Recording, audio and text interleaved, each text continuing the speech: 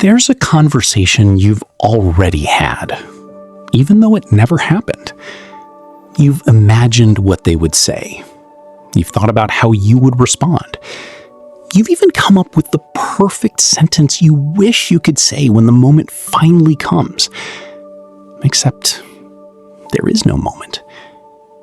Maybe you're walking home, taking a shower, lying in bed at 1 a.m., and suddenly you're arguing with someone who isn't even there. You explain yourself. They misunderstand you. So you explain it better. Then they finally understand. And for a few seconds, you feel relieved. But then your brain creates another version, and another, and another. Sometimes you don't even realize you've started doing it. You just catch yourself halfway through a conversation, alone. And the weirdest part? You already know this person isn't standing in front of you. So why does your brain keep acting like the conversation is real? Because your mind isn't always rehearsing the words. Sometimes it's rehearsing the feeling. And once you notice that, these imaginary conversations start to look very different. At first, it seems like you're just preparing. You tell yourself, I'm just figuring out what I want to say. And sometimes that's exactly what you're doing. If you have an important conversation tomorrow, your brain can simulate possible outcomes. That's useful. It helps you organize your thoughts, find better words, anticipate problems. But then something strange happens. The conversation you're imagining isn't always an important one. Sometimes it's something incredibly small. A text you haven't sent, a disagreement from 3 days ago, a person you haven't talked to in months, a conversation that probably has less than a 1% chance of ever happening. And yet your brain keeps writing the script. Why? Because uncertainty is uncomfortable. When you don't know what someone thinks, your brain has incomplete information, and the human mind hates incomplete stories. So it starts filling in the blanks. If I said this, they'd probably say that. Then I'd say this, but what if they responded like this? And suddenly, you aren't predicting one conversation. You're generating an entire branching tree of possibilities. But here's where it gets more interesting. If your brain were simply trying to predict the future, why do some imaginary conversations feel so emotional? Why can a conversation that never happened leave you angry, embarrassed, heartbroken, or relieved? Because prediction isn't the whole story. Something deeper is being rehearsed. Think about what happens when a conversation matters to you. Maybe you want someone to understand you. Maybe you're afraid they'll reject you. Maybe you wish you'd defended yourself. Maybe you want an apology you never received. Or maybe you simply want to know where you stand with someone. Your brain can't control what that person will actually say, so it looks for something it can control. The simulation. Inside your head, you control the timing, the words, your response, their response. You can finally say the thing you couldn't say in real life. You can win the argument. You can explain yourself perfectly. You can hear the apology. You can finally get the answer. And for a moment, the uncertainty disappears. That's important. Because sometimes the imaginary conversation isn't giving you information, it's giving you temporary control. And that can be incredibly comforting. But there's a catch. The more emotionally satisfying the imagined conversation becomes, the more your brain may return to it. It's almost like rehearsing a scene because your mind believes, if I can think through every possible version, maybe I won't be caught off guard. So you rehearse. And rehearse, and rehearse. Not because you're weak, not because you're crazy, but because your brain is trying to reduce uncertainty before uncertainty can hurt you. And that explains why these conversations often appear when you're alone. At night, in the shower, during a long drive, when there are fewer distractions, your brain finally has room to process what it couldn't finish earlier. But there's still one question. Why do certain people create entire conversations in our heads, while others barely cross our minds?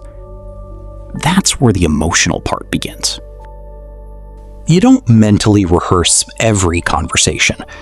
You rehearse the ones that carry emotional weight, the person whose opinion matters, the friend you're afraid of losing, the relationship that ended without closure, the boss you want to impress, the person you wish understood your side, the stranger whose rejection somehow stayed with you.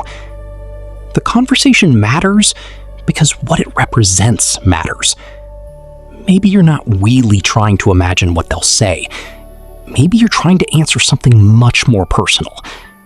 Will they still respect me? Did I matter to them? Was I wrong? What should I have done?